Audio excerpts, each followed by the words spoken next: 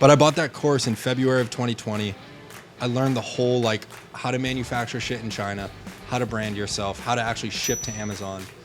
And then, yeah, dude, I launched in August of 2020. And the very first day I made like 3 sales. And I was like, wait, someone actually bought this product? Isn't it like mind blowing? Dude, like I couldn't comprehend it because I was like, wait, I just created a listing and put inventory there and like it sold. And it sold. Yeah, dude. And then I just like followed that through line, to be honest, dude. And honestly, like changed my life.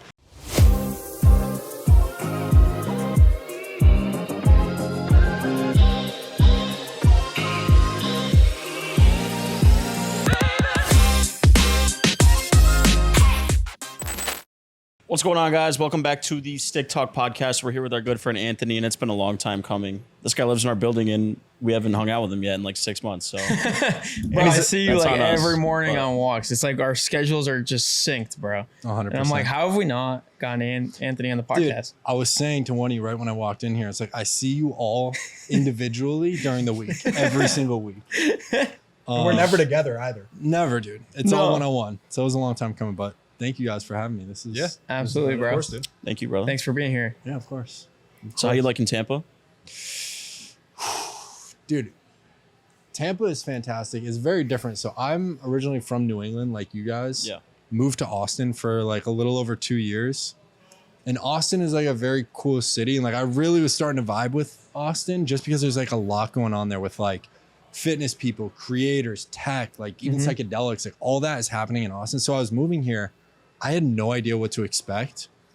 And dude, I was just in Austin for 2 weeks. So I have a very like fresh image of my mind between like the difference between the two cities. And it's like, dude, Austin has like a ton going on right now in terms of energy and like people and everything I just mentioned. But Tampa has like this lifestyle element of it, which I didn't feel as much in Austin. You know what I mean? And I don't know if it's just a function of like the beach or the sun. Yeah. But yeah, dude, Tampa is like a lot more relaxed, which I really enjoy. But dude, I'm a big fan of both of them.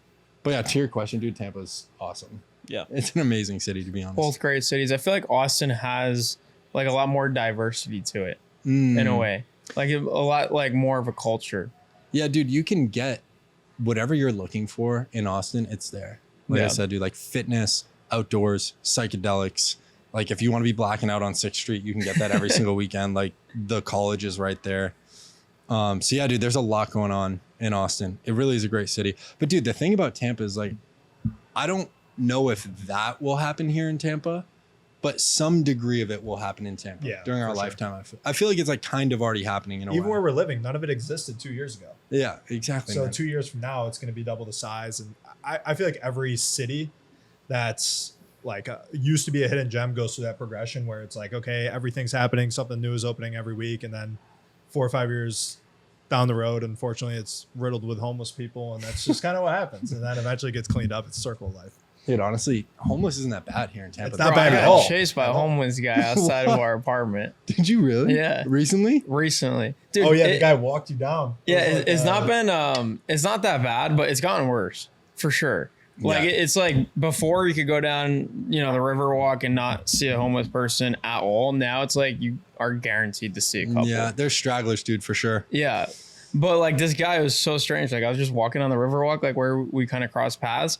And like that fountain, like the war memorial fountain? Yeah. There was like a guy bathing in it. And I like looked. Bathing is the best way you could have put that. Yeah. So I looked, like obviously I'm like, what's going on? This is strange. And I must have made eye contact for too long. That like initiated him to think like I was trying to like start beef or something. So I'm just walking, but like I see in my provision, like he's darting towards me from like the side. And then he gets close and he stops. And then I'm like walking to Heron. It's not that far from where I'm at, like just a couple feet away. So I'm like not really like worried about it. But he's like right behind me, like barking and jumping up and down and shit. And like I open the door to get into our apartment and it almost swings and hits him in the face. And then he just like flips me off and starts laughing. I was like, bro, what? What in the world? So Christian told me to tell that story just so we can stop people moving to Tampa because it's super dangerous. Keep away, dude. Yeah. That's right. On the bright side, I feel like there's like a direct correlation between how many homeless people are in an area and how good the food is. I think it's pretty accurate. Yeah. Just more stuff happens, like Wait, becomes what? more of a mainstream city. Think about it. New York City, ton of homeless people. Yeah. Best food in the world. Oh, you're saying the more homeless, the Yeah, better yeah. the So food? like the next few years, like the homeless problem will get worse, but the food will get I was gonna better. say So Water Street restaurants are not they're not good at all. really great at all. I don't Yeah, think so. Yeah. You guys aren't a fan of any? there's a of couple like they're okay, but it's not like wow, I love this place. I don't like, go to any of them regularly.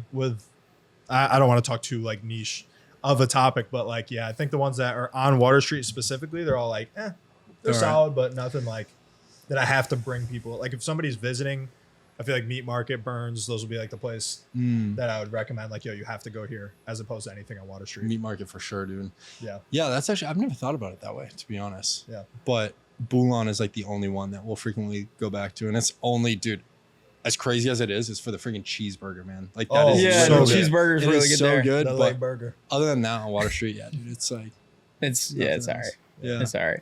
Nothing impressive. Christian, any thoughts on that? The pearls, Sitting over there just- pearls phenomenal. It's the first restaurant I went to. in Tampa. I know. I looked over. He's like really mad. If you talk about any of the downsides of the Pearls Christian fine. gets a little pissed off. Yeah, I looked. I was My like, city. Yo, how about the guy at the beach? That was weird. What? The guy was like, I moved here because of you. Oh, that wasn't weird. I was like, oh, cool. Does that happen often? No. He was like, oh, I'm a 19-year-old. I moved here because of your videos, bro. I love you. I was like, good shit. I thought you said weird, like there was a homeless guy on the beach. I No, was not like, weird as in like the guy's a weirdo. I mean like weird like somebody moved here because they saw your TikToks. I don't think that's weird. I think it's pretty cool. It is cool, but I mean it's not a little odd. No. Okay. no, bro. I'll be You're pretty weird honest. for thinking it's weird. My bad. Dude, honestly, Weirdo. you guys influenced my decision in a minor way. There you Like go. honestly, There we go. because dude, the craziest thing is like we were in Austin. We were like, we want to get the fuck out of here. We want to go to Florida. We flew into Miami for a day, dude, and we were just like, Nah, this it is not the vibe. Didn't match your Yeah. brand. Yeah, this is not gonna happen. Like living in Miami, we saw like 3 apartments. It was like sick. And I was like, well, Klein Ascension boys, like they talk a lot about Tampa. My uncle lives in St. Pete, Nice. and I mean, dude, honestly, you guys did sway the decision in a minor way for sure. Like, so, dude, I'm on board with that. There you kid, to go. be honest. Final verdict, not weird. Yeah. Not weird. You guys talk so highly about it. It's just like it makes a lot of sense. You know what I Great place mean? to lock in if you're an online business owner. Like you said with the lifestyle, I just feel like it's very conducive to that. Yeah. You guys think he'll be here for a while? I don't know. I have no idea, bro. No idea. Yeah, Trying to I'm live not a it in. long-term thinker in terms of like I'll be where I around. am. Like here, St. Pete. Yeah, Christian will stay stuck can for move. sure. Bro, I want to live in St. Pete Beach, low key. It's so sick. You have your phenomenal. entire brand tied to Tampa. Like you, I'll just move and become the person of the next city and take it over. no, you just gotta stay, bro. I'm gonna stay. If you don't get the keys to the city within the next year and a half, I'll be disappointed. There's in nowhere else I would rather be The local besides like government. Orange County. Out of all the places I visited, I'd want to be in Nashville, bro. Nashville. Yeah, dude. How come, Andre? It's just the one thing that Florida's missing compared to like an area like Nashville is like the greenery and the nature, bro. Like I'm not a beach guy. I've been to the beach like twice since I've moved here. So I think it's either you're like a beach guy or more so like mountains and just beautiful like greenery nature. And that's what Nashville has. And then dude, I'm a huge country fan. The food in Nashville's a lot better than in Tampa. And also just like the faith community there is next level. Like a lot of Christian entrepreneurs, like every Christian entrepreneur that I know, like Taylor Welch, Chris Johnson, one of our friends, Jeremy Newsom, like a really strong community out there for like Christian based entrepreneurs. And also like Nashville, people think it's like a country music place, but like the top music in Nashville is actually faith-based music. Wow. Which is crazy. Incredible, man. So anyways, it's just a really cool place. And it's also like the middle ground for everything. Quick trip to New York, quick trip down to Florida. And it's right there in the middle. But Great point, dude. I don't think I'll actually live there. It's just one of those like backup options. I feel like Nashville is one of those cities right now. Like if you think of like young people that are like Yeah. online business doing stuff, it's like Nashville, New York City, LA, Austin, Yeah. Tampa, Miami. Scottsdale. Scottsdale is Yeah. one of them. Yeah, really not- Scottsdale's cool too. Yeah, Scottsdale's a vibe. I like it out west. It's just far. Like for me, I'm going either to New York or Florida. Like I'm traveling up and down the East Coast. Like there's not much out on the West Coast for me. So like Scottsdale's kind of a little Thought you out were there. Scottsdale Maxi. Yeah, but like I don't have anyone out there. And So that like it's time not zone practical. sucks. Yeah, Yeah, PST is not it. that is trash. It's no good. Nah, I wish Cali wasn't liberal, bro. I think I would live there if I could. Orange County. Yeah. Dude. Bro, they take 50% out of your every paycheck. That's That is 50. This girl I met in Laguna Beach pays half of her paycheck. to the government. It's like, that is fucked. That is so ridiculous. Yeah. Bro, and she works in sales. She'll get like a big commission check. Bing, half gone.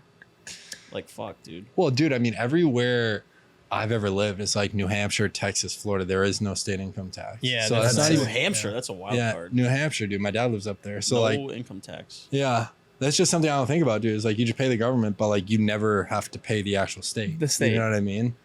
But California, I'm kind of with you, Christian. Dude, California has like, I am a beach person. I was gonna For say sure. your I business fucking love the it's beach. like a surf business name, right? Like I was gonna ask about that. The fidget toys, daily vibrations. Okay. The agency, sail surf. Sail surf. I don't even surf, dude, but like Okay. I was doing like an AI generator to like create one of these 2 years ago. And it's like sail surf. Like that's pretty dope. Like I like the sound of that. Like, I like surf. I don't surf, but I like the idea of surfing, beach, waves, Yeah. shit like that. Just like the culture around it. Newport Beach area. Yes, dude. Unreal. Can you surf yourself or no? No, dude, I tried in Hawaii like 2 years ago, and It my seems girl. like it'd be difficult. Yeah, dude, it's not easy, Dan. Like being taller and like bulky, dude, it doesn't work. Dude, my girlfriend's like 5'2", and she's like fucking. We were in Hawaii 2 years Like ago. Dude. She's shredding. like riding all the way into the beach, 500 yards. I'm like busting ass like 5 seconds into it, Damn. dude. It's not as easy as it looks, dude. You see some videos and you're like, oh, yeah, I could fucking shred. I could do that. It's like, Wait, you have a fidget spinner company? yeah. Do That- people still buy those? I just sold that business last week. No way. I was on the phone an hour ago with the buyer. There you go. All of the listings are closed right now, but yeah, dude, that's how I like learned Amazon FBA 4 years ago. And it's not fidget spinners. It's like these little fidget, they're called infinity cubes. You can go buy an infinity cube on Amazon. The one with the has like a different thing on every face. So it's like, oh, dude, I wish I had one in my hand right now. But dude, they're like these little toys that you just kind of fidget with and it goes for fucking ever. It's like this big, dude. It's tiny. But yeah, man, I launched that brand in August of 2020 and just sold it last week, which is kind of cool. Congrats, dude. That's Yeah, that's awesome. Thank you, brother. It was for peanuts, but it was like that started everything, to be Yeah. honest. Like if it wasn't for that little business and learning the Amazon FBA blueprint, like I wouldn't have went and worked at a startup, and then I would have never started the agency around Amazon stuff. So That was the start. So how did you get started in that? dude, 2020 seems so far, like so long ago, but yeah, dude, I graduated college in 2019, and right at the tail end of college, I got into affiliate marketing and lost like 10 grand doing that, dude. But I learned all about like Facebook ads and Instagram ads and like selling. I didn't really understand the concept of anything, but I knew these people in the community were like making hundreds of thousands of dollars. So that was my first taste of like, oh, you can fucking do something online. And I just followed that thread, dude. I tried a bunch of different things before landing on Amazon. Like, dude, I got a podcast somewhere on YouTube, like with my buddy from 2021. Nice. Tried drop shipping, tried social media. I mean, I feel like a lot of people have this story of like, oh, I tried a bunch of different Everything. things. Yep. And then, yeah, dude, I was doing enterprise sales. It was going well. I was just investing a bunch of money in crypto and like courses and shit like that. And then on Twitter, actually, this guy, I forget his name, was like Tom, FBA Tom. He'll still like some of my shit here and there, dude. Shouts out to Tom if he sees this, dude. He changed my fucking life with a $400 course. That's so cool. But I bought that course in February of 2020. I learned the whole like how to manufacture shit in China, how to brand yourself, how to actually ship to Amazon. And then, yeah, dude, I launched in August of 2020. And the very first day I made like 3 sales. And I was like, wait, someone actually bought this product? Isn't that like on mind blowing? Dude, like I couldn't comprehend it because I was like, wait, I just created a listing and put inventory there and like it sold. And it sold. Yeah, dude. And then I just like followed that through line, to be honest, dude. And honestly, like changed my life. Like I was so addicted when that happened, specifically with ecom. Like You I know made your there's, first dollar. yeah, dude, there's so many different ways of selling specifically with ecom, but that one just like the whole FBA blueprint. If you guys have like tried it, it's just like so hands off and like you don't have to manage inventory yourself. Like Amazon does everything when it comes to fulfilling with a customer. And yeah, so anyways, dude, that's kind of how I Dude, started. that's crazy. What went into the decision of investing in that $400 course? Because I'd imagine like at the time that was new to you and also probably a bigger investment, taking a risk, or was it not?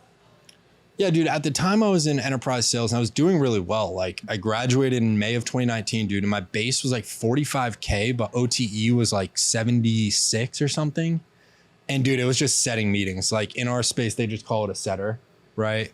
Yep. And like obviously like the real world, it's like business development rep or sales development rep or whatever it is, right? And I was doing that, dude, and it was just setting meetings and I was crushing it, dude. So I was getting pretty nice commission checks every quarter. Dude, I was just like, my rent was $800 a month. Like my groceries were like $100 a week. Yep. So those commission checks would come in, dude. It was like Ethereum, Bitcoin, and then like, oh, like I'm on Twitter. Like money Twitter was still so like young back then.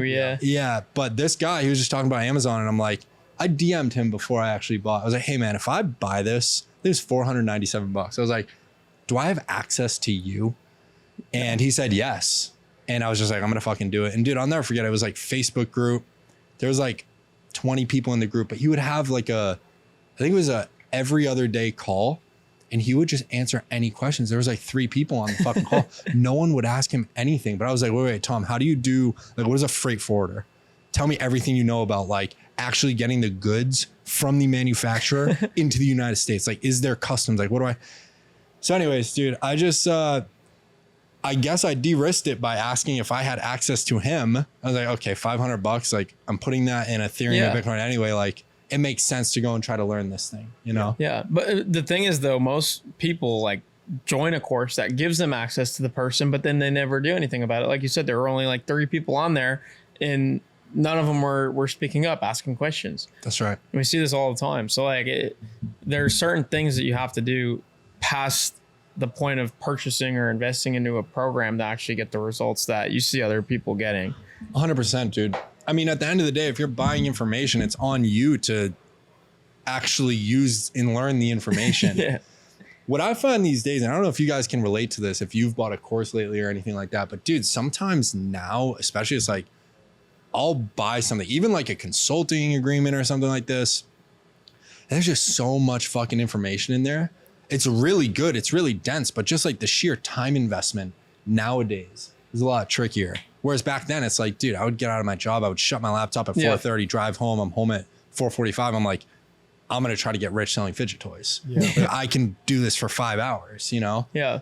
But these days it's a bit trickier, but 100%, Andre, if you buy something, you got to invest in it, you know? Yeah. 100% can relate to what you just said. Like we spent over $100,000 last year in masterminds. Wow. And like, that's a big enough reason to be like, all right, let's actually go learn this stuff. And even still, like there's so much content in there that we haven't truly, dove into just because it's like you said, it's hard to block the time, but you really just have to block time. 100%. And actually I've put a tweet out about this. One of the best ways to get value out of mastermind programs now or courses in general is I think I saw you had 25 team members now. Yeah. That's awesome, dude. Congrats on that. Thank you, brother. It's fun running a team. So like give the training to your team members to go through and start developing leaders within your own organization through that training. So like we, again, invested over $100,000 last year in masterminds.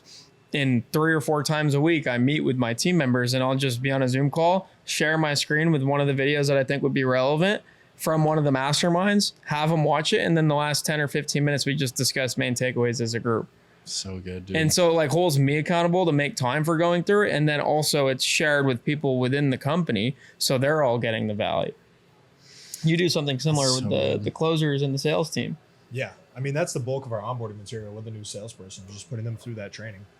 Because I'm like, okay, I could explain to them every single concept, or I could have them go through there, have a baseline understanding, and then just spend most of my time just having them go through actual call reviews and then doing mock calls with them. So I get a ton out of it in that sense. And then also they host weekly calls and they're like, you can bring any of your team members in there. So great. Like every single person on the sales team has their own login and they can go to those weekly calls. Oh, that's so good, dude. So it's just like additional training. And then on the team meetings themselves, I can just talk more so about like specific niche like topics that are happening with our offer on our calls, and they can go somewhere else for the macro like high level sales shit that they would get from that group. I have a question. Yep. Where did you guys learn, or how did you learn how to empower teams like that? Because that's like a skill to learn. Like giving them the resources they need to be successful. That's not something that I feel like is very easy. So did you guys just learn that over time? Like all of you guys, because you're running like a lot of different things right now. You can't do it all yourself. Like you need people that are sophisticated, that want to do the work. You know what I mean? Yeah.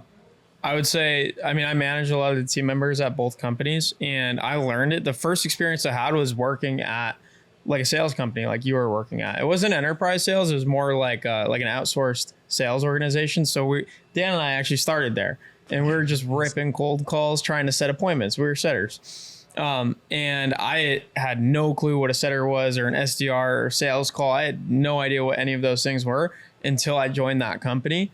And I just had the best experience working with them. It was when I was in college still. So I was only working like 10, 20 hours a week.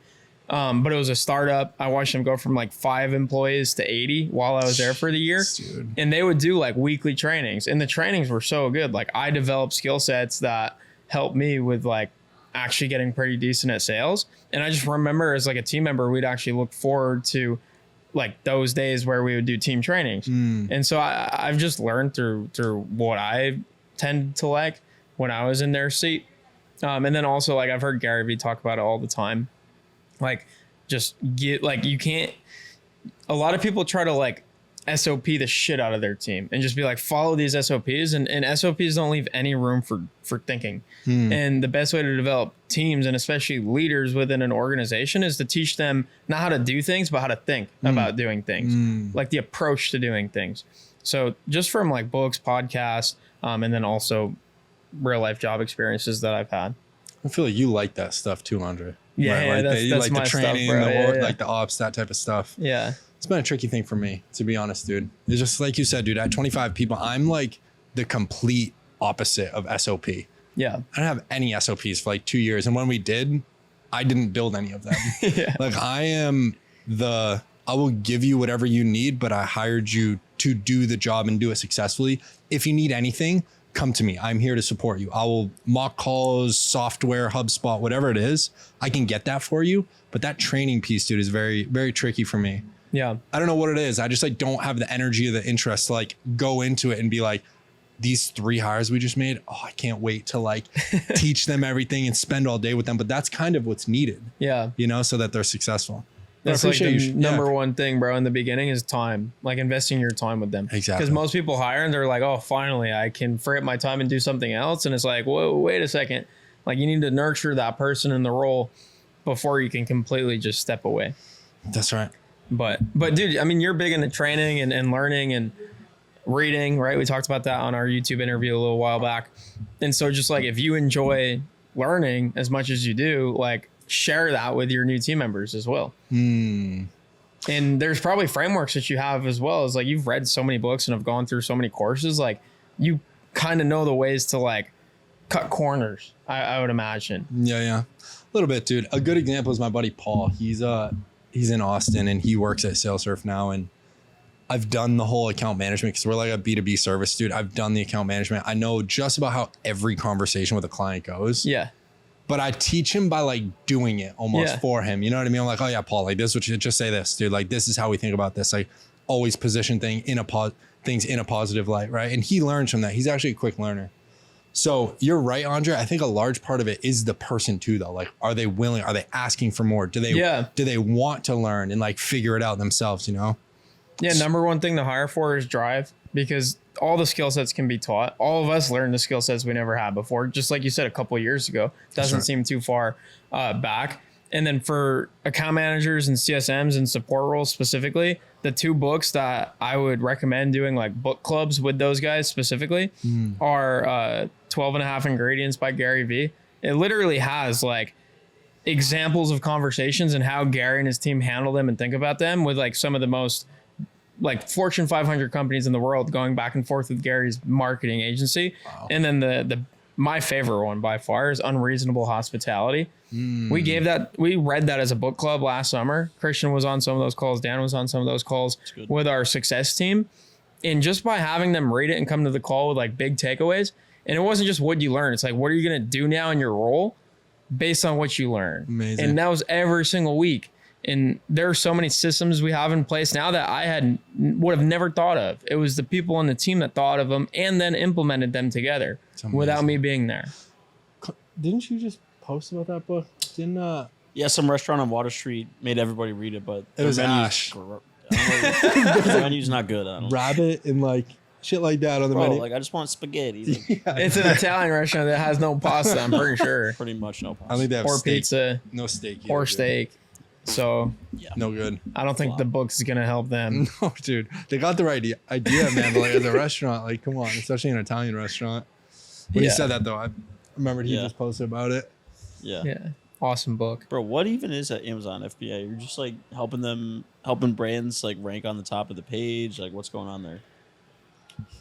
Yeah, dude. So Amazon FBA is like, I don't know. It depends on like where you see it, because on Twitter there's drop shipping and like all of just like a lot of bullshit. But what we do is like very much so a B2B service. It's like there's a company, they're doing very well selling through Shopify or retail or wholesale or whatever. They know how to do Instagram and Facebook ads and Google ads, but they have no idea how to do Amazon or like sell within Amazon's ecosystem.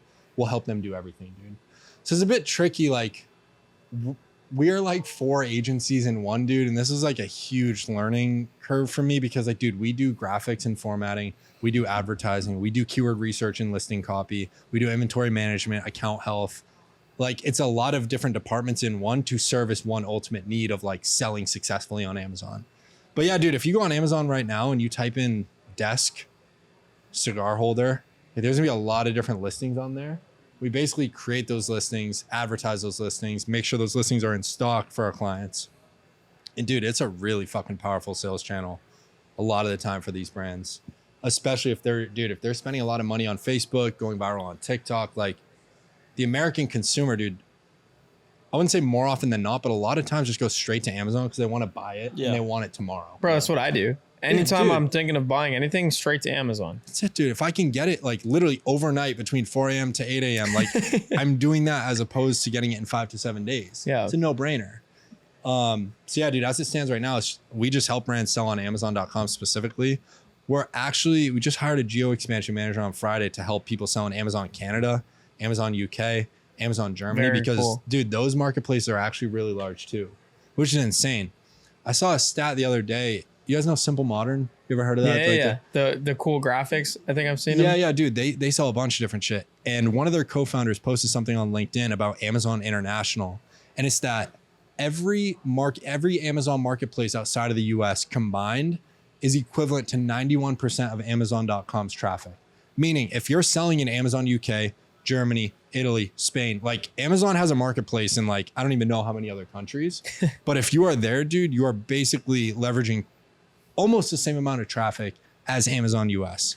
So that's like a new revenue opportunity for us, dude. It's just like helping our clients like sell in Canada on Amazon, sell in the UK, especially, dude, if they have international shipping and they already have customers there, they should be on Amazon. It's just low hanging fruit. Yeah, exactly, dude. I've tried so many things. I'm sure you guys can relate, but just like fucking trying this offer, trying that team member, trying like, oh, Walmart.com, like people ask for that. We're going to try to do that. Yeah. It's tricky, man. Like when you're doing all that, but like there's something that's working. Double down on that. Double down, triple down. Like, dude, we're not doing geo right now. Fucking do geo because we know how to do Amazon. So, but anyways, dude, that's like, Are that's most what people Amazon on Amazon already when they start working with you or no? So it's like 50-50, dude. That's a good question. But Yeah. we love the clients that are not on Amazon. Because then you have a fresh start, right? Dude, you have a fresh start. And I would say, especially with the brands that you see on Twitter or you see that are popping on like Instagram, dude, a lot of times they already have what's called branded search on Amazon. Meaning like people, we could see with software called Helium 10 and Jungle Scout that people are already searching for their brand. So it's the easiest sell ever. Yeah. So I was like, hey, listen, one of our clients, like, you know, you have 15,000 people in the past 30 days have looked for your brand and you are not on Amazon. This is free money. Yeah. Right. So it's about 50-50, dude. Those are the fun ones, Dan, to be honest, dude, because it's like from day one, dude, it's traction. It's exciting. It's like, hey, we got your listings live. We got your brand properly set up. We got inventory at Amazon's warehouses. First day it goes live. It's like, yeah, the wins are just stacking constantly. Yeah, dude. And it just starts to take off, dude. And it's so beautiful. And then the other 50% are like brands that are on Amazon. They may have been selling on Amazon for like a decade, but they don't know anything about modern advertising, A+ content. Like these new, Amazon's introducing like new features on a weekly basis, dude. What do you mean by A+ content? Because I think about Amazon and I just think, oh, you search for the product and either it's there or it isn't. Like, how does somebody advertise within Amazon? So A+ content is like a specific content module on a listing. Like if you open it up right now and you scroll down, you're going to see listing images, but also there's like a tab literally called A+ content. Okay. There's even more, dude. There's like what's called a brand story. it's very noticeable on desktop, but on your phone, it's just like a lot of content. It paints like the brand picture. You know what I mean? Yeah.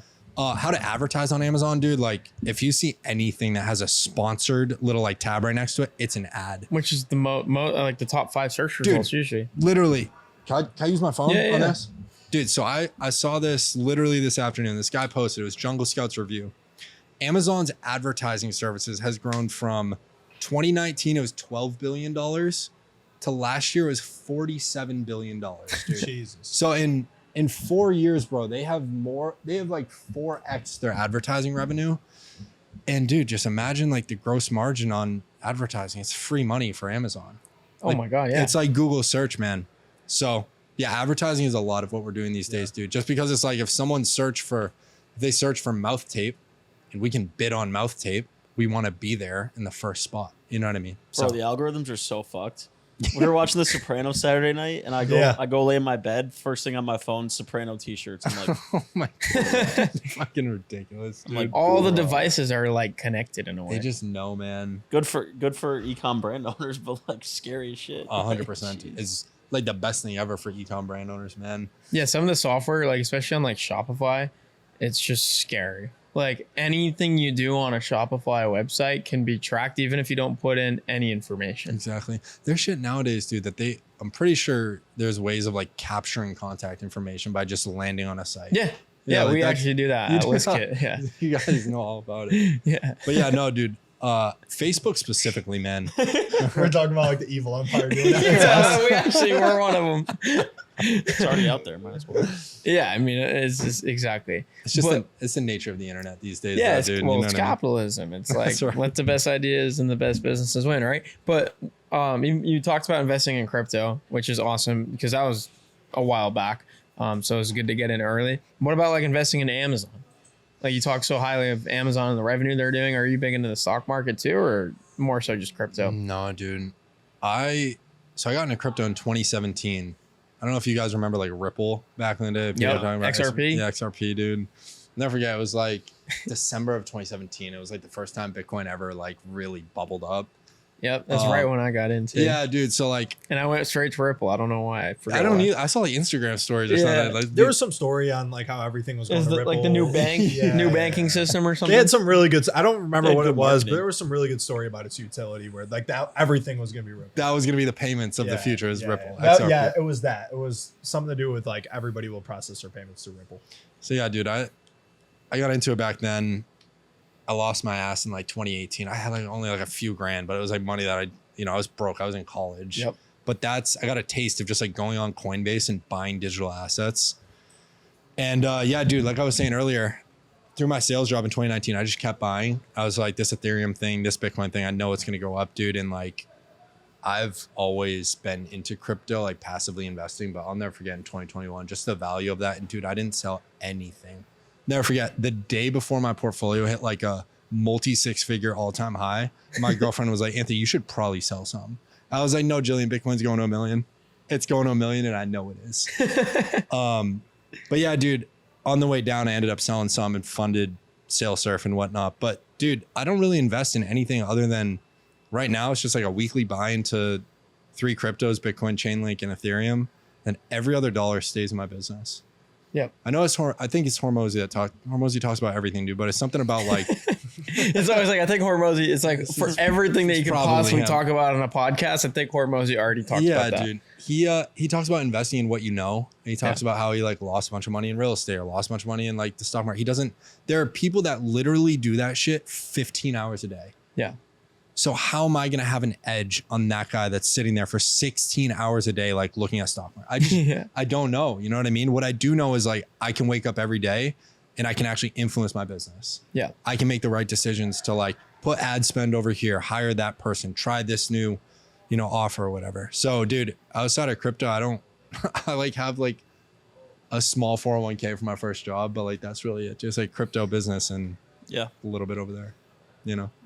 What about you guys? You guys get into it or Crypto, yeah. crypto? Yeah. Yeah. Anything else like stocks, real estate? No. Horses. Horses, dude. You're telling me about your fucking Bro, I got horses. fucked today. One of my horses might have a broken knee, which means it's done. What do you mean, like forever? Yeah. I think they just shoot him at that point. They No, don't- he'll go out to pasture. It'll go what? It'll just like retire and chill. Start Go fucking- out to pasture, you said? Not in that way, but like go chill. Yeah. But yeah, dude. Why Chainlink? What's the deal with Chainlink? Oh, geez, dude. I am so fuzzy on the tech. Like, I can't even try to bullshit about like the actual use case. But I remember like 6 years ago, it's some form of like data verification or Oracle or connecting some sort of like, and again, forgive me, this is all bullshit. I don't really remember. No, it it's all, but- fine. I'm sold. Yeah, it's like connecting real world data on the blockchain, something like that. It basically just seems to me like a Zapier type of cryptocurrency. That's cool. It's the way I think of it.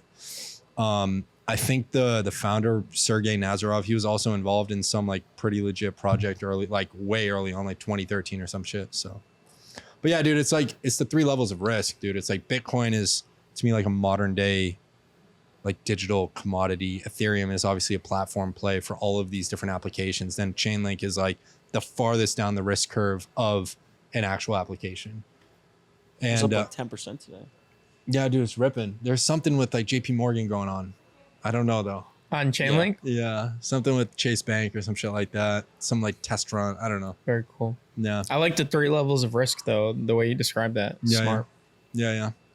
Because I mean, I feel like you see every time there's a crypto bull run, it's like you will see those like far out the risk curve type of things like 20x when like Bitcoin like 5x's. Yeah.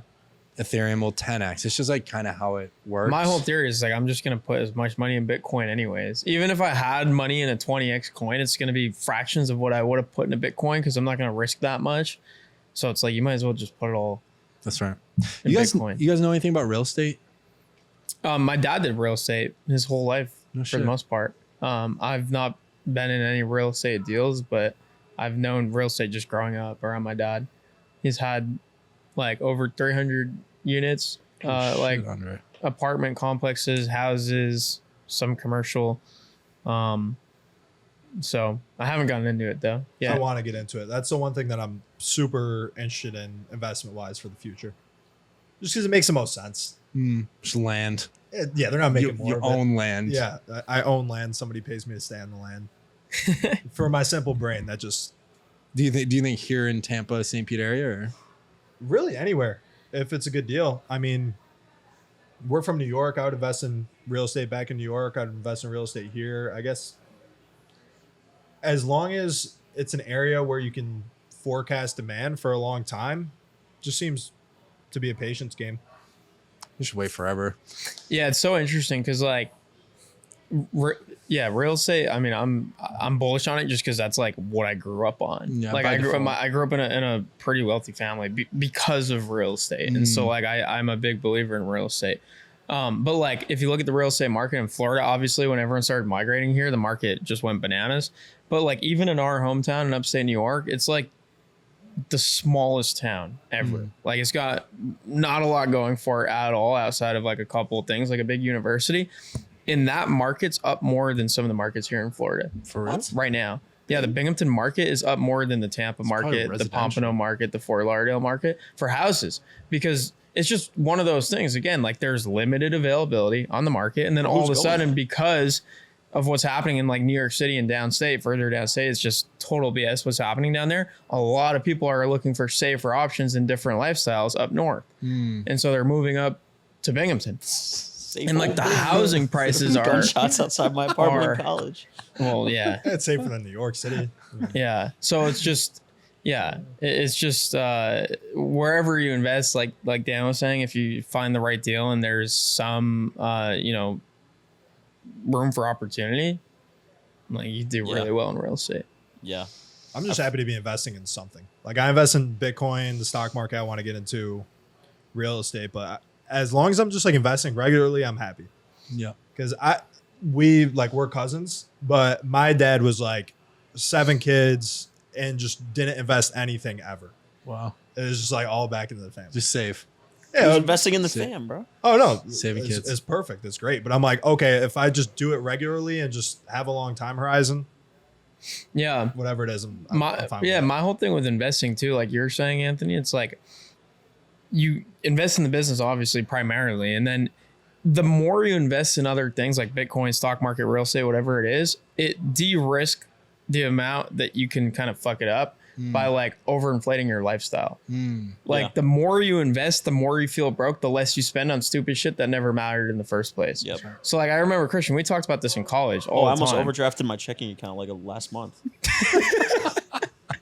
I'm just like, fuck, I bought too many horses this month. I'm fucked. That I've never done horses recently, but like to an extent, right? You de-risk like the natural urge to like overinflate lifestyle by just putting money into like investments. 100%. So that's like why I'm super bullish on it. It's just what else are you gonna do with the money? Waste it on things that if you feel broke don't on matter. paper, but you're not, that's like the best spot to be in, I feel like. Keep like a few grand in my personal checking account. Everything else is just like investments, Working business. Like somewhere. Yeah, dude, I pay myself every month like just whatever I need to live. You know what I mean? It's not, oh, let me take this from this investment to go buy this. I don't even have a car. Do you guys have a car? I don't have a car. I don't have a car. Like, nothing crazy. That's probably why we always see each other on walks, Just bro. walking everywhere. It's like I don't need a car payment right now. I can walk everywhere. And then if you got an Uber, you Uber. That's right, dude. But I think the biggest thing, and I'm sure you guys can agree though, is like especially in your 20s, is like just making sure your actual income is right. Like that's the most important, because you can't invest if you don't have Money. income to fund your life. Like you need cash flow coming in to then go and like put it elsewhere. You know what I mean?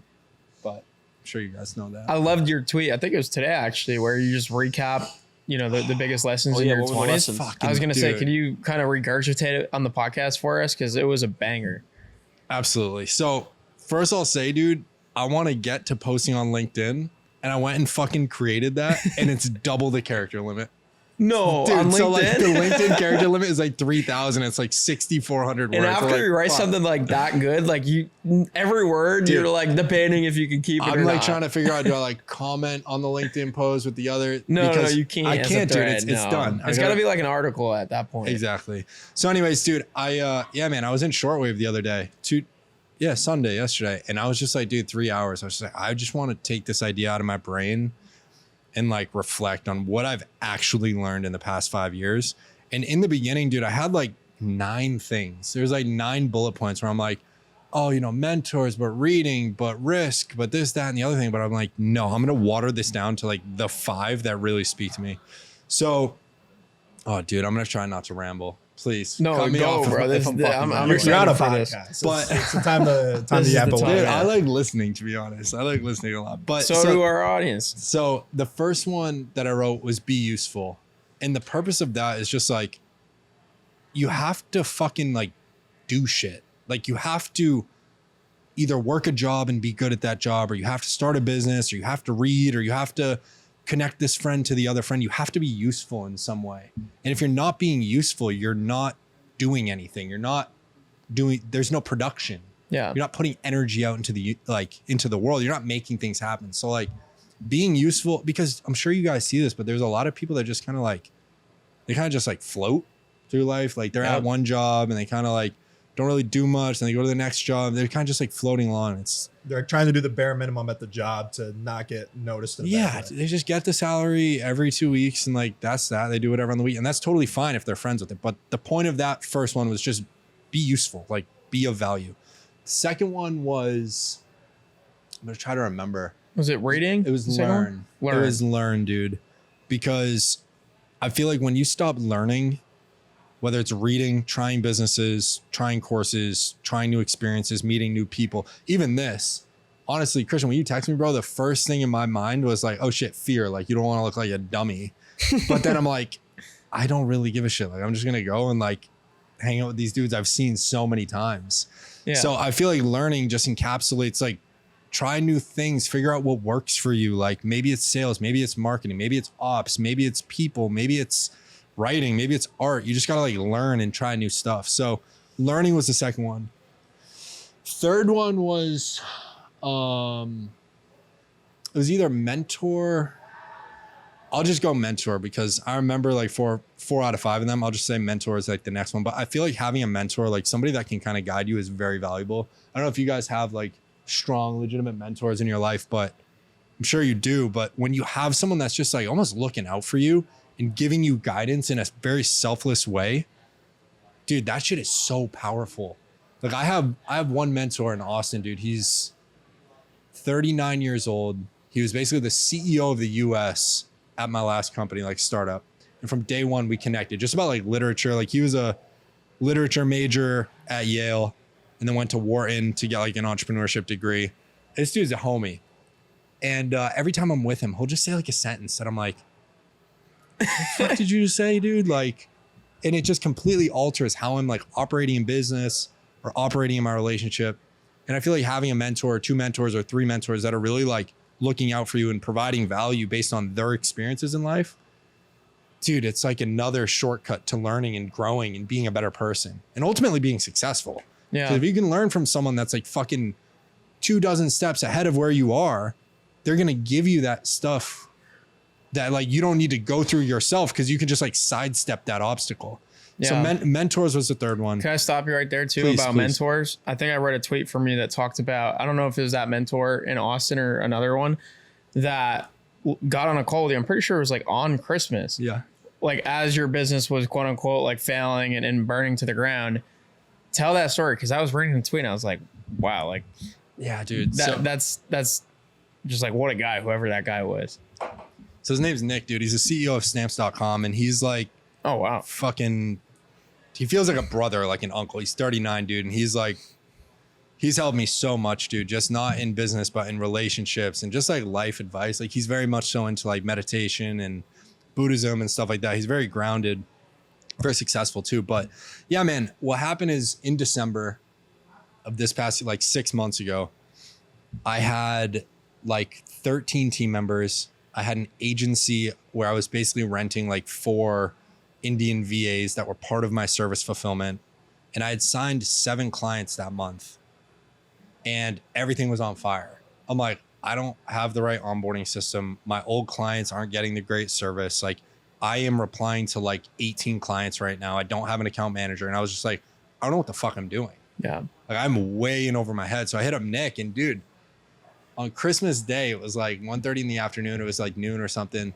We talked for like 90 minutes and he literally gave me 5 frameworks. I have a document at home, like Nick Combo 12/25.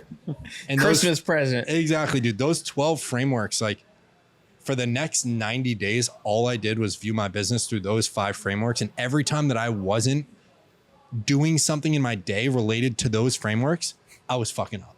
Like I wasn't, how you doing? No, you're good. They're all good. You're good.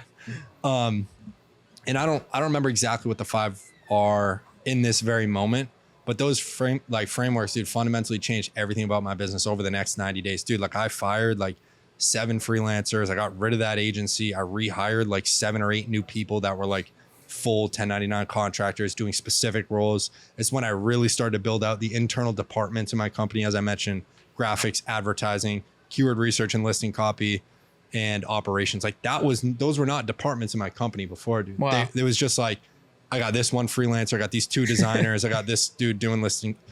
So yeah, dude, he gave me those 5 frameworks and I did everything through those for 90 days and like came out the other side like a new business, dude. Like I came out with a chief operating officer. I came out with those departments.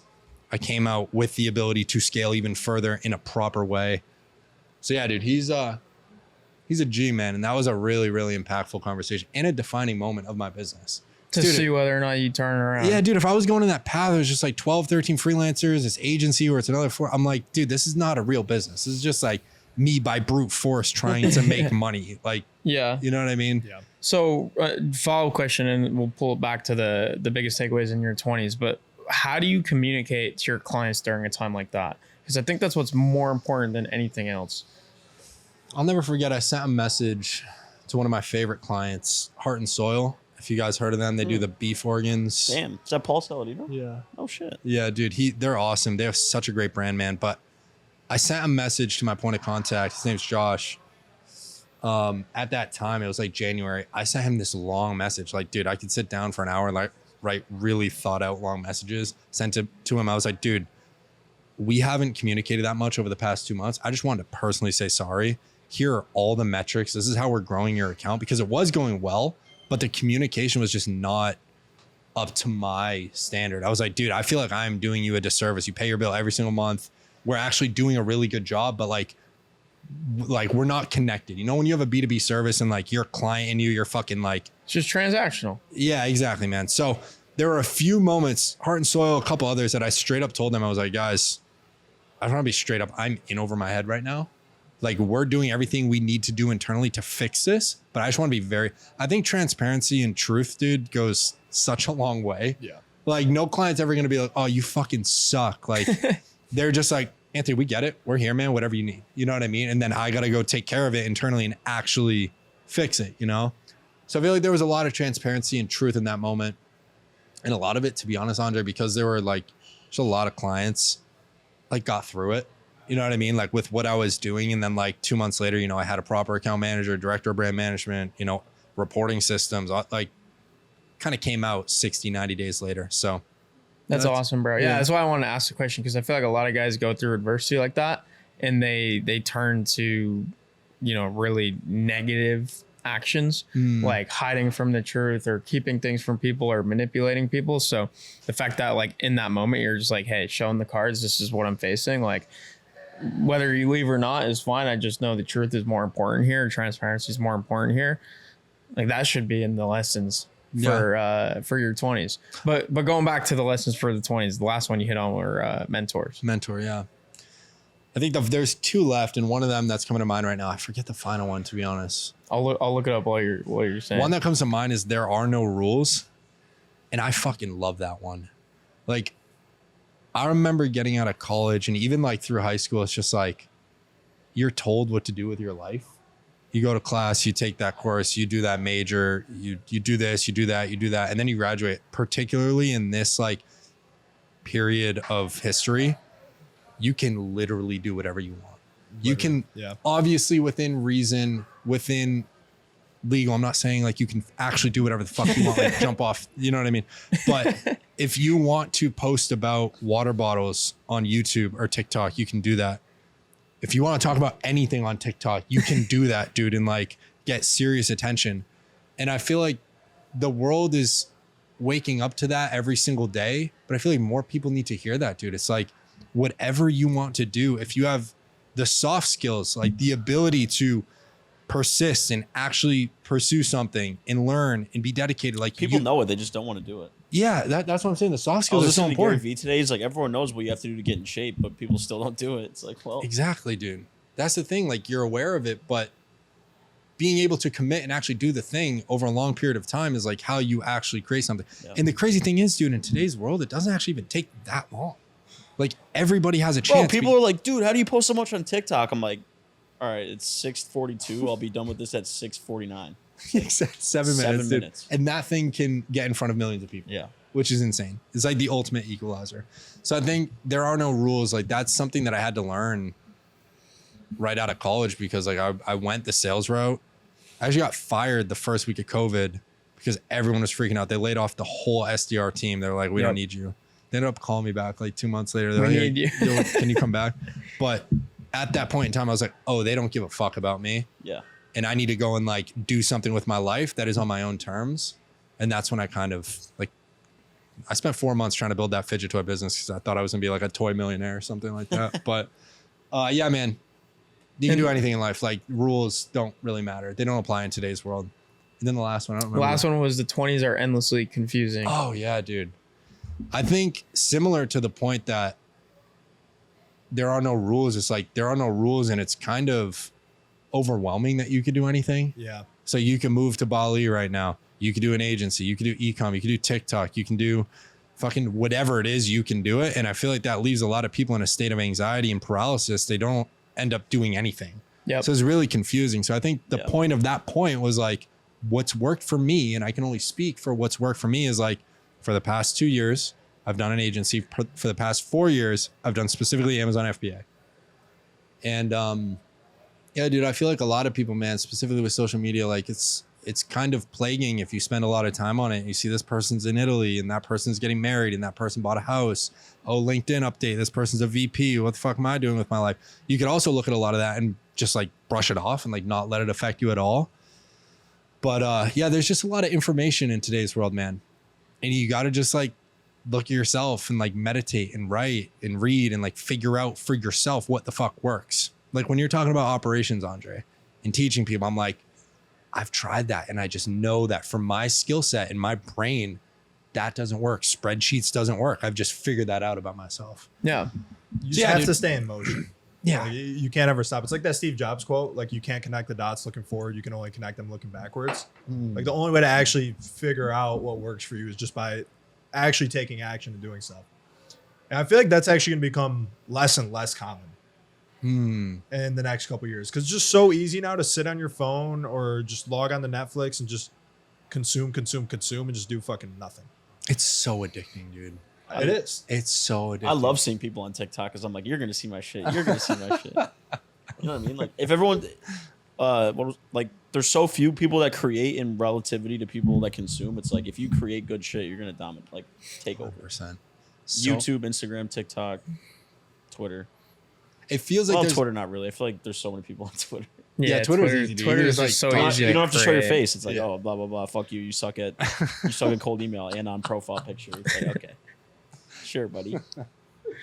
it does seem like there's a lot of people that create content though. But in reality, I think you're right, dude. It's like there's really not that many. It seems like there's a lot of people that run an agency business. Yeah. Or that run specifically what you run as an agency business. And it's we're always just stuck in these bubbles. Like Specifically an echo chamber. on Twitter, dude. It's like, Oh my God. It's like there's like 500 people, and you're like, oh, everybody has a fucking agency. Yeah. It's like, dude, the world, like we are right here, dude, and the world is like Yeah. this, bro. It's Yes. like 5,000 times larger than just money Twitter. Yeah. What you said though is so important. It's like you can go all these different routes, but what's important is you choose something and lock into something for a long period of time. I put out a tweet today along the same lines that's like, stop taking advice from your favorite money Twitter gurus at face value. Like first figure out what it is you want for yourself in life and then find the people in your life or online that have those things and learn from them. Like I feel like people will like scroll through Twitter, see one piece of advice from this guy and then another piece of advice from another guy that are so contradicting, but follow like things on not know Twitter- which ones to believe. It wouldn't make any sense.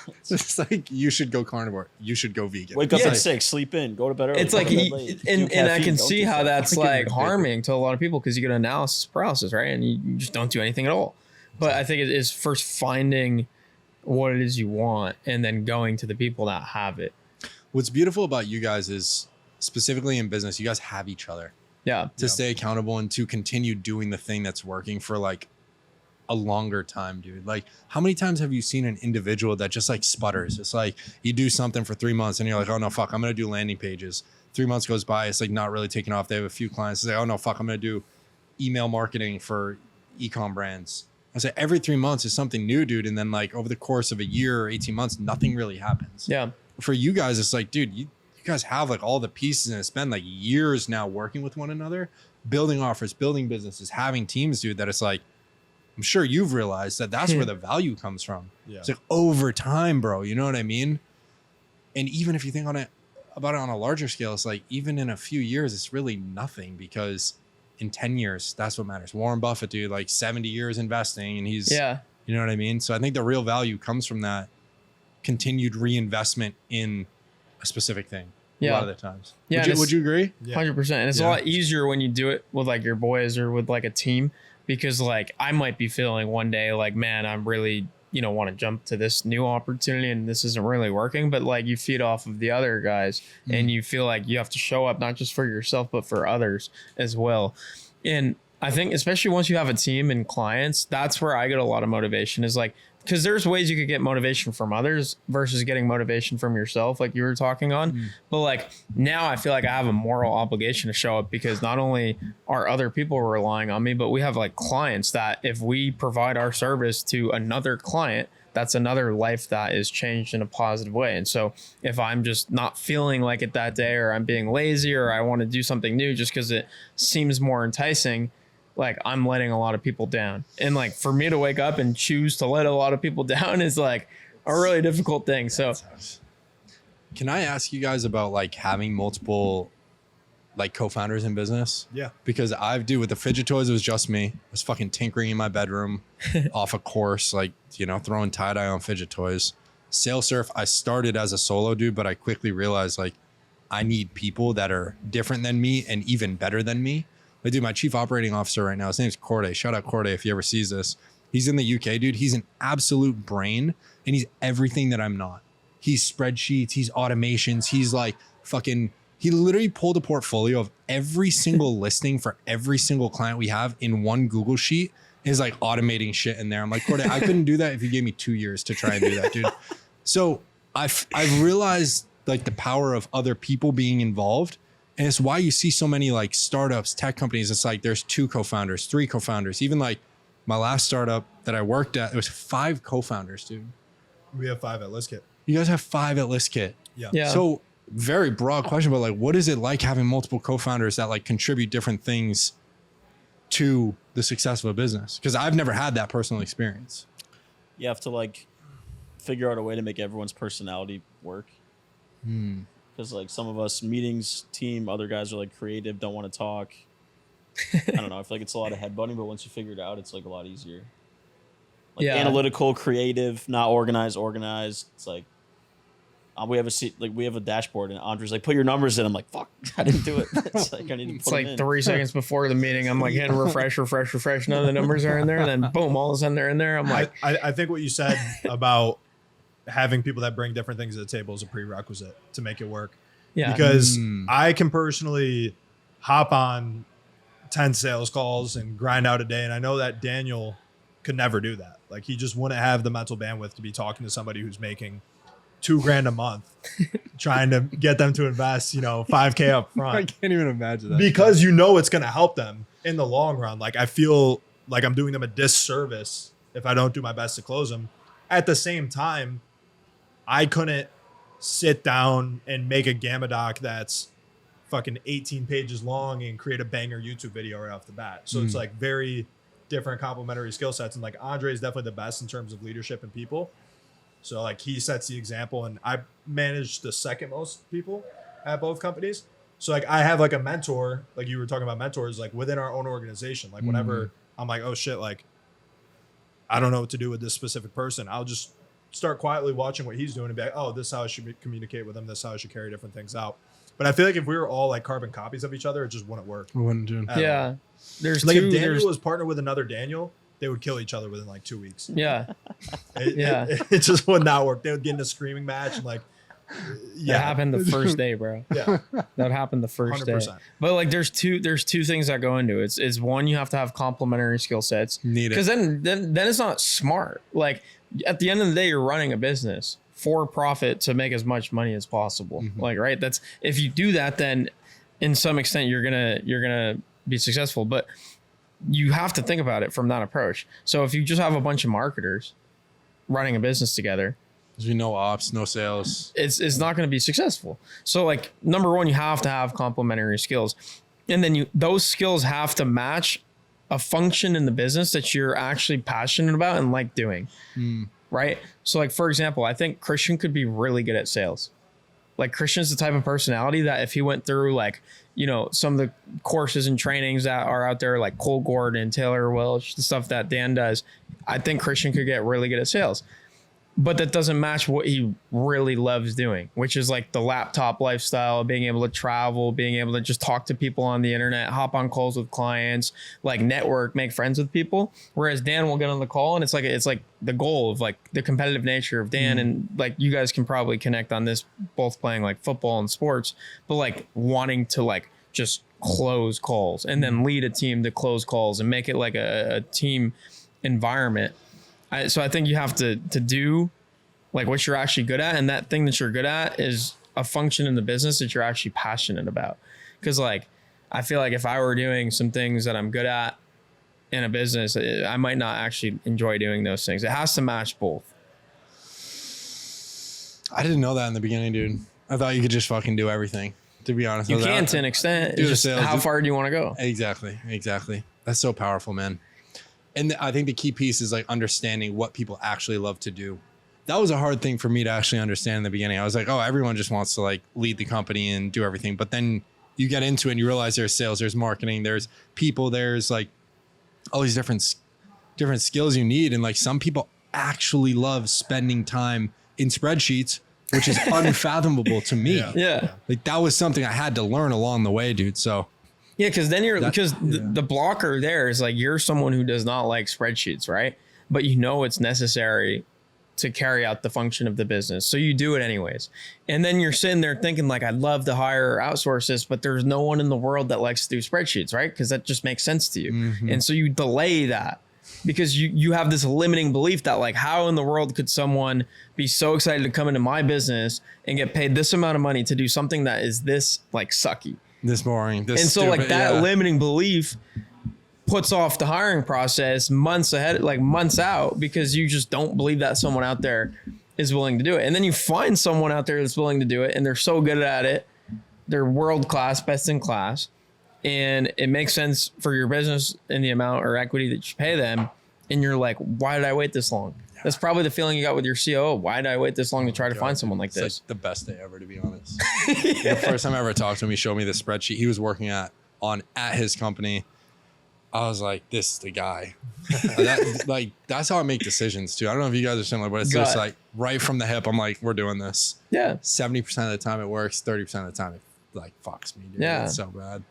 But yeah, with Corday, dude, he oversees all the fulfillment, which I like have little interest in at this point. So Amazon is cool. I can sell Amazon. I can talk about Amazon, but like the level of granularity you need with like keyword ranking and organic versus advertising with advertising funnel build outs. I'm just like, I don't have that juice anymore. Yeah. You know? But he does, dude. He loves it.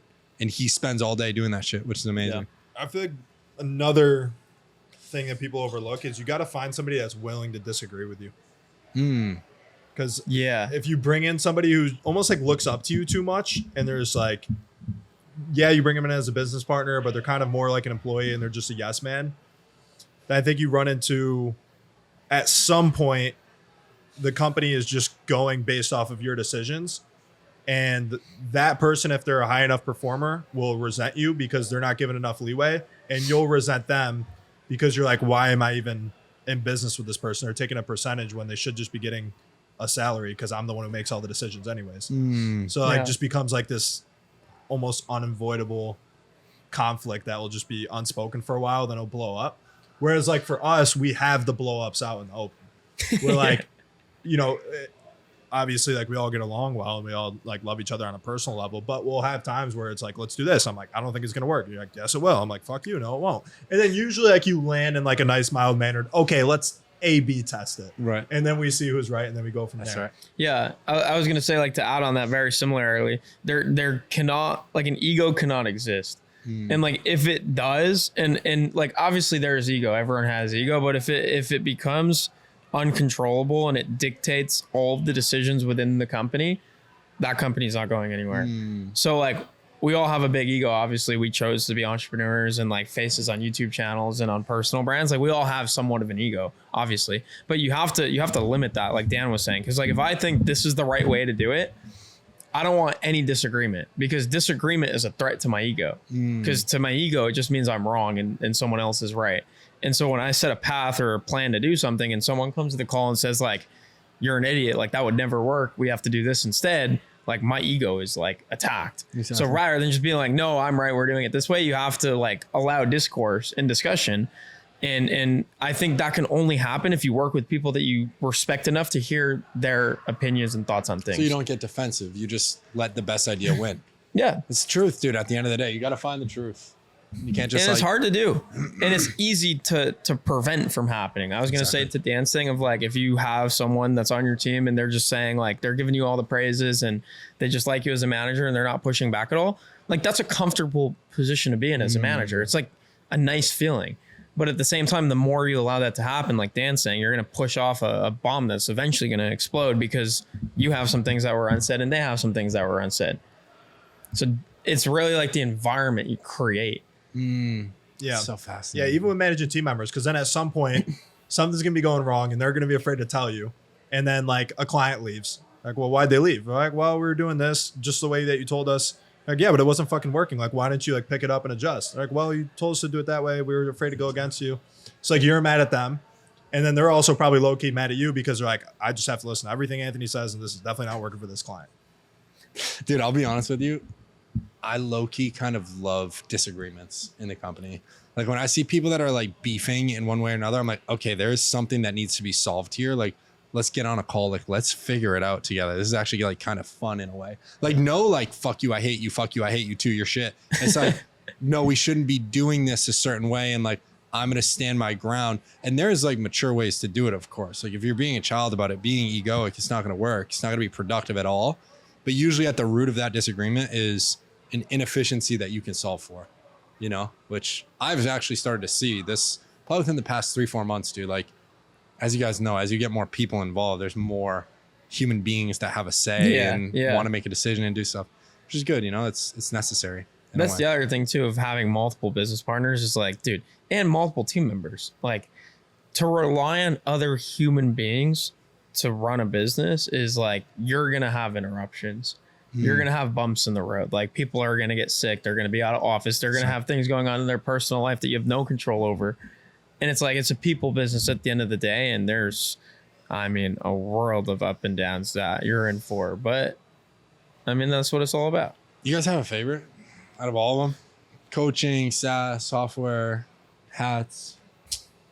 Mine would probably be ListKit, just because of we're like the David of the Goliaths in the day. It's like we're the underdogs. Like I want to come get you. So that's kind of why I like ListKit, just because we're facing guys with 9 figures in funding. We're gonna cook them. Hell yeah, dude. Fucking love that. Yeah, ListKit's like the true startup, like the most like real company out of anything that we've ran before. And what I mean by that, it's like the most like traditional business model. It's like a subscription company, software company, right? And there's like real IP in it. And I'm super proud of ListKit because of like, it was just an idea. And like now that we've spun it up into like this IP and technology that people use on an everyday basis, it's just the coolest thing to think about. The problem that I have with ListKit that it doesn't make me not like ListKit, but the reason I think I like Client Ascension more is because like I feed off of people and I can't like speak to the thousands of ListKit users out there. And even if I couldn't solve their problem on the spot. That's right. Because if they have a feature request or a bug that they're facing using the software, I can't just go in and like code something up and fix it because I don't do development. Whereas like for Client Ascension, if I see someone is struggling and they just need some level of coaching or just some perspective on a roadblock they're facing, I could hop on a call or just answer a Slack message or send an audio note and it's fixed. And it's like immediate. So Client Ascension is like immediate, what do you call that? Dopamine or yeah, it's like instant gratification. Instant gratification, whereas like ListKit's always been this thing that's like further into the future. So I love both for those reasons.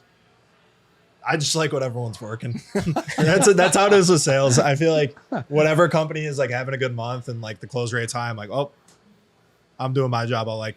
I'll work more on the business or on the sales process from a high level. But if something's not working, then I'm like, well, fuck, I got to jump back on calendar. I got to do this. I got to figure out what's wrong. I got to talk to a bunch of people now. And yeah, so it definitely switches back and forth. I think I'm with you, Dan, dude. When sales are ripping, dude, it's just such a drug. Oh, yeah. It's awesome. like part of it's so bad. Like you could so easily just tie your identity into the performance of sales. Yep. Like on a good month, you're super high, you're jolly, you're like saying hi to all these people. Like on a down month, you're like, fuck, what's going on? Yeah, because everybody's like, oh, focus on the inputs, not the outputs, focus on the process, not the results. But it's almost impossible to do that in sales because it is literally just the scoreboard. Like that's how you measure everything. It's like close the deal, you make the money. Like you're supposed to go for the most superficial like output that there is. It's like, binary. You either closed or you didn't. Yeah. That's it. Yeah. Like you either win or you lost. But no, I think what you guys have going on is super cool. Christian, are you going to do any, like, is the hat brand, is that like legit? You're pushing that or is it just for fun? Just for fun. It's fucking badass. It's gonna be legit. I saw a picture the other day. Some random kid just had like Fragile hat on. I'm like, holy shit, like random Twitter kid. I'm like, this is insane. No, dude, the dopamine from the hats is insane because I run Facebook ads on it and I'll just get a sale from like Minnesota. I'm like, whoa, that was sick. But yeah, that's just a little fun thing, but who knows? It's fun to do. You like designed all that yourself? Or Yeah. Like built it? It's phenomenal, dude. Well, Yeah. thank you guys for answering. I know you have a lot going on. Like you have like info products, offers, coaching, software. So it's always interesting to hear. Gotta stay That's in a motion. new thing, which is super fun. Just like the different low ticket funnels that we're building out to get people into a position where they can join Client Ascension. I find all that super interesting. Internet money. What's that Yeah. one? Like $30 a month? You learn all the agencies or something Yeah. like that? Internet money. And then we're launching a new one called COO method. So we have like all these different info products. Someone was saying, I was at like a Myron Golden conference last week and I think I was talking to Gabe or Joey actually, and they're like, these guys just have so many things that I could and want to buy from them, and like that's kind of the goal. And one of the things at that conference that I learned, biggest takeaway, was every offer should sell another offer.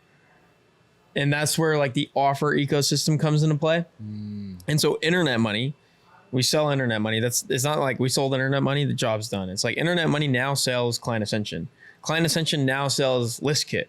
ListKit now sells cold email. And it's like this like never ending loop of offers that sell another offer. And so this is where agency businesses like get stuck at like 20K, 30K, 40K, 50K is they scaled to that point with one offer, but they haven't built an offer ecosystem to then scale.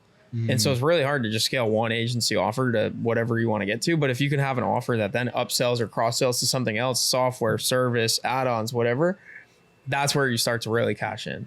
100%, dude. Especially if you have, in my case with a client, dude, that we've been working with for 2 years. I closed him on Walmart services last month with an email. Yeah. Hey man, do you want to test this? Walmart, at least the same exact interface. Yeah, sure, let's do it. Run the card, dude. We do the service. Yeah. Yeah. I'm experiencing that firsthand, to be honest, Andre. It's just like, Amazon full service management in the US, it only goes so far. It's like, okay, is it Walmart? Is it TikTok Or like Shop? you're saying, international Is it Amazon. Geo? Yeah, dude, I landed on Geo starting last week because that is such a no-brainer to me. And at the end of the day, we just want to make our clients more money. So it's like, I don't know if Walmart's really going to be a thing, but I know for certain people buy in Canada, on Amazon, in the UK, and Germany, et cetera, et cetera. Yeah, because everybody talks about, hey, focus on one offer and one thing to $1 million. And then you're like, okay, I did it. And then you're kind of just like the dog who caught the ambulance that it was chasing after, and you don't know what to do once you catch it. That's right. So you have to naturally build out a better offer ecosystem. And that's where I'm at now, which is fun. It's Offer like, okay, we ecosystem. got there. Now what's next? And like we've tried a bunch of stuff. We were trying ads. Now we're kind of more committed to this like lower ticket ascension funnel. But the tinkering and the sales aspect of like, how do we take somebody who buys internet money and then get them into a situation where they're ready to hop on a Client Ascension call and then close them, then eventually have like an even higher ticket thing inside of Client Ascension for people who are kind of at that same stage that we're at currently, knowing that we're working through those issues. So soon enough, we'll be qualified to teach people how to work through that same thing. That's something that I find pretty enjoyable right now about work. Well, dude, I went from Client Ascension to ListKit, so whatever's next, guys, I'll buy it. Yeah, I went to the bro, you just gotta- mastermind. That was fucking sick. Are you guys doing that again this year? Yeah. Yeah. In October? In October 25th and 26th in Tampa, Florida, Client Ascension Mastermind event. The boat is Starship like again? double the size. It's Oh, the big one? Starship. Oh, let's fucking go, dude. Wow. Yeah, it can fit up to 600 people. So if you guys are listening, there's plenty of tickets. But who knows? Maybe they'll sell out. Next year, we got to do like a cruise. Yeah, next year we just gotta rent like an island at that You point. have to keep going bigger with the boats. Well, that's the thing for like this is like a paradox. This is like a thing in life, right? I was actually gonna ask you this because you're like a really deep like philosophical thinker, right? So like with the events, it's like the first year we did an event, it was just like one day at the Marriott, really cool, and then we did an after party at Cigar Bar, cool. Next year was like 2 days, and then it also involved like a boat. And then we also did an event in London. And so I'm like doing these events. I'm like, that was awesome. Like, it's never going to get better. And then like the next day you start thinking, Right. Okay, what if we did this? Like, what if we did this? What if we did this? This year, actually, the coolest thing, not even the boat. Like, yeah, we have a bigger boat. You can't just do bigger, just of the same thing. I feel like it gets old. So like we're doing an internal team boxing match, live stream to Twitter. Fighting? Yeah, 2 of our team members are going to be boxing the day before the event, like in an actual officiated boxing ring with walkout music, everything, the whole production, the whole 9, streamed to Twitter. God, 2 team members. And then we're trying to build out an undercard at this point because of all the production that's just going into the one fight. Why just do one? So like, that's crazy. Oh my God. But like, that's the stuff I love. But also in business, you hit the 10K or you hit the, like Dan was saying, you hit $1 million with one offer. It's like, now are you cool? Like, is it just chill out here and we're good? So like, what is your thoughts on like this? What does Grandpa always say? The monkey chasing the carrot or the dog chasing its tail? Yeah. Dog chasing its tail. Like you'll never catch chasing it. the No, carrot? there's something about a carrot. Huh? I don't know what it Rabbit is. Chasing a carrot?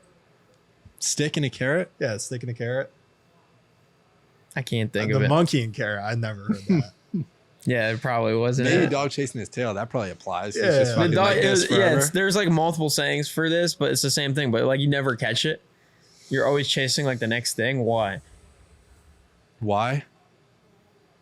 Or how does that apply to you? Like, how have you experienced that in your life? Dude, I might not be the best one to answer this, to be honest, because He seems like he's kind of content. dude, I'm like, but simultaneously, Dan, every day I'm like, I just think bigger all the time. Like, dude, especially when you're doing a B2B agency service, like you have one client that you see do millions of dollars. You're like, oh, well, I could do that too. Like this guy I'm working with is no better than me. So like, why am I not in the opportunity vehicle that is millions and millions and millions of dollars a month? So dude, it really is hard. I'll say, to be honest, Andre, for me, dude, it's just like getting in tune with myself, meditating, writing, reading, and just like being here today, understanding that what I have going is really good. And I'll be honest, dude, I'm very influenced by like external feedback. So like when my girlfriend or my mentor or my dad tells me I'm like doing really well, I'm like, maybe I am doing pretty well. You know, like maybe, you know, I don't need $5 million a month in an e-com brand to like stroke my ego or something, you know? I very much so believe that, dude, I'm going to keep scaling. I'm going to keep growing because like, I don't know, I just have that in me. Dude, it's like when we were young playing MW2, I wasn't happy when I got my first nuke. I was like, I want 500 nukes. Yeah. That's fucking crazy. Dude, my gamer tag, well, not my gamer tag, but my little like icon thing next to my gamer tag, MW2, every single time I got a nuke, I would just up it by one. The 42N, 43N. Yeah, dude, I was nerdy. It's like 25 kills in a row, bro. Yeah, dude, I was That's hard. I was viciously addicted to video games when I was younger, dude, to be honest. But dude, I'm always thinking about more. And it serves me because results happen, but also it's the monkey chasing the carrot. It's like you're always Let's fucking go, like, bro. I think we're coining a new statement. yeah, dude, you're always going for more, man. So it's this tricky balance, and I don't know if you guys can relate, but it's like this tricky balance between gratitude, but also like there's opportunity to be had. Yeah. You know, it's about like, I don't know, like one day when you have a family, like, do you need a $50 million house, or are you cool with like $1 million house? Like it's about understanding what is enough for you. I'll say for myself, dude, I'm 26. I haven't really identified what is enough. I'm going for more right now because I don't really have a reason to stop because I'm like enjoying it. Yeah. I enjoy, dude. I get up, I do the sales, I hire the people, I figure out the money, the clients, working with really cool business owners is very rewarding too. So I think if you're enjoying it, dude, just keep going, you know? I also believe if you start questioning momentum, that momentum will die. So it's like, if something's working, man, just keep going. Yeah. You know, if it's not impacting your health or people around you, it's ethically and morally a fit for you, like, just keep going, dude. We live in this world, dude, where like literally anything is possible. Yeah. So there's no reason to like limit yourself if you don't want to be limited.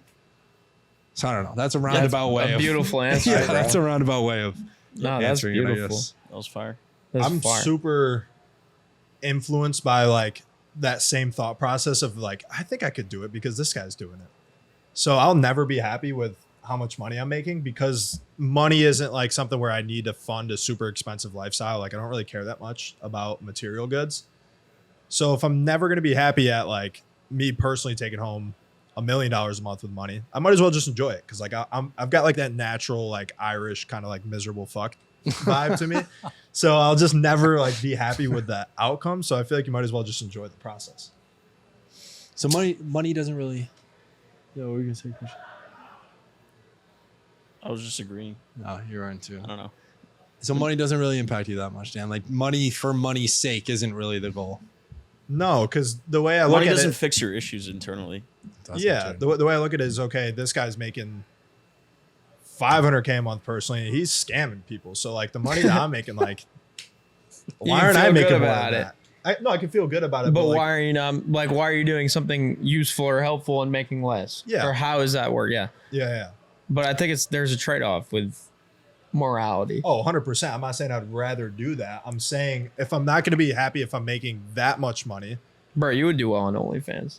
Exactly. I probably could. Yeah. It's sell the monkey and the carrot. Yeah, it'd be so funny. Like they take Anthony's strategy of like, dude, there's 15,000 people searching for Dan Crawley on OnlyFans. You're missing the opportunity, bro. Sitting right there in front of you. That'd be a cool tool. You could see what people are searching. Incredible. That'd be love terrible. That saying, the monkey chasing the The carrot. monkey chasing the carrot. Have Can you you ever, just think about you that? ever see like the Friday Beers Instagram page? Yeah. They do like this segment every now and then. It's like sayings that aren't really sayings that should be sayings. Oh, that should make it on there. It's a stupid We should shit. submit this for.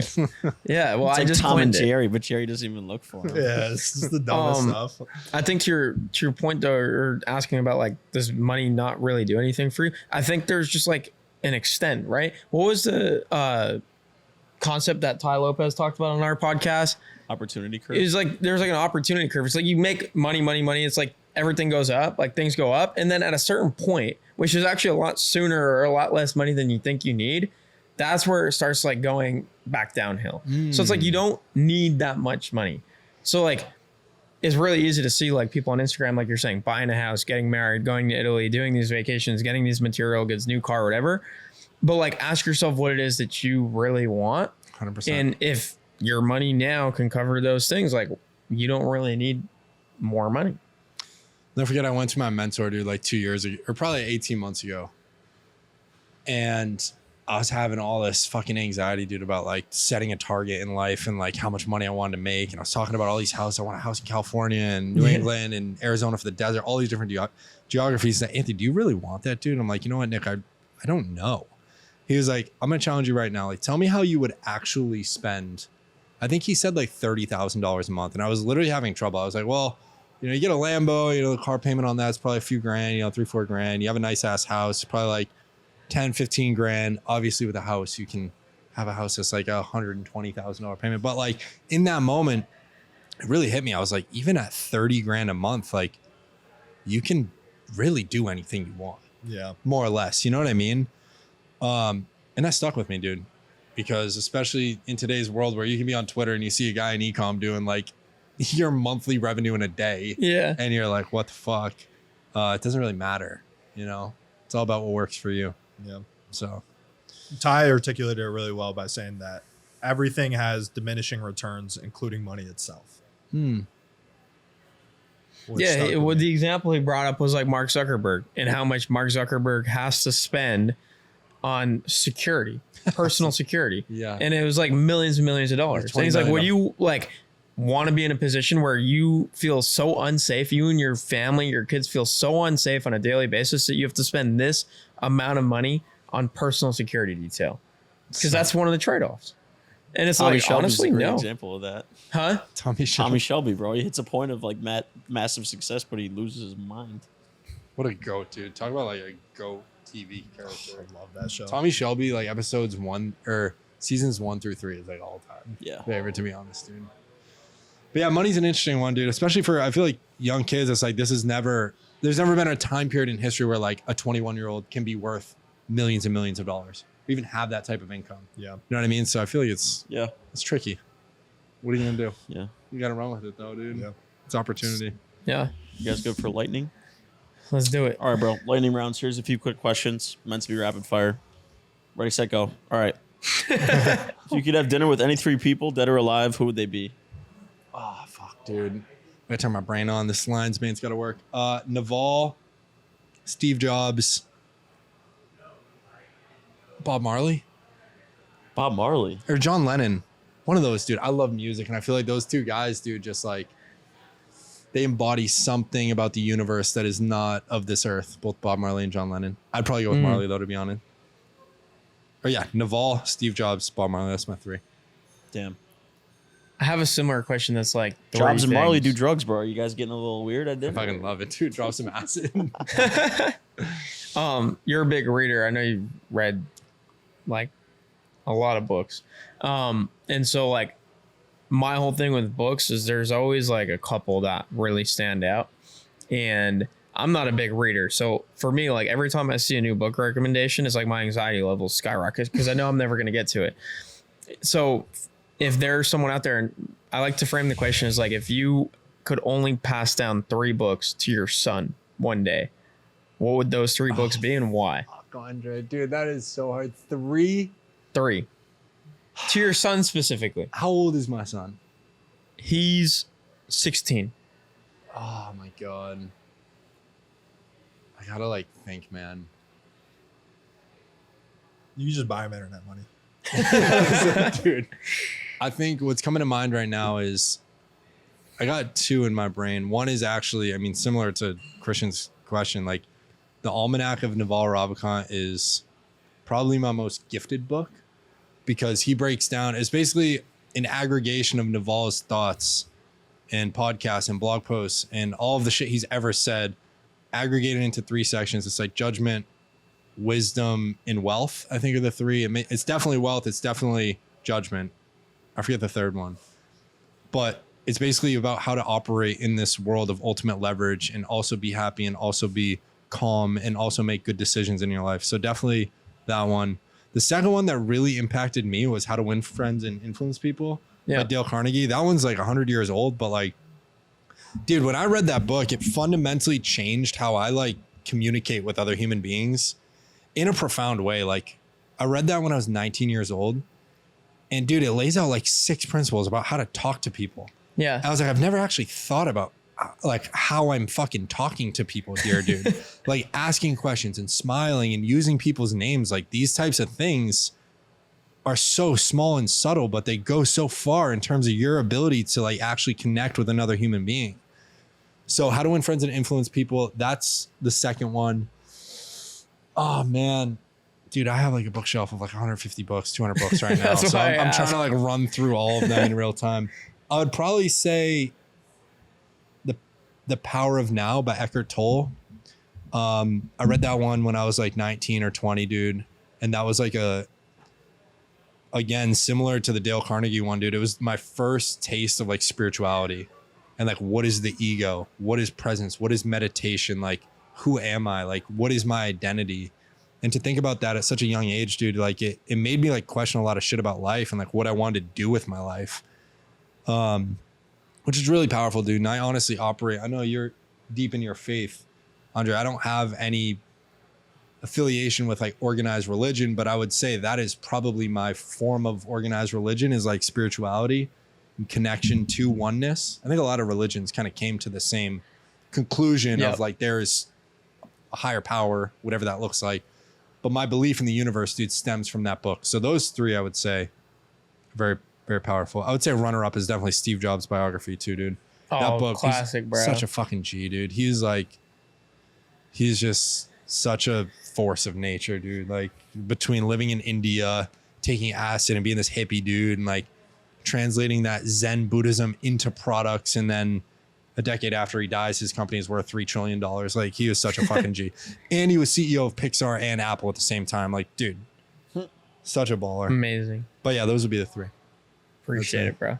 All right, last question. Let's say Big Daddy Bezos decides he's having too much fun with models on his yachts and he just shuts down Amazon for no reason, gives no notice, absolutely shuts down the company. What would you do next? In business or? Yeah, like what would you do to make money or would you not take a break, you know, do something else for a little while? Like what would you actually do?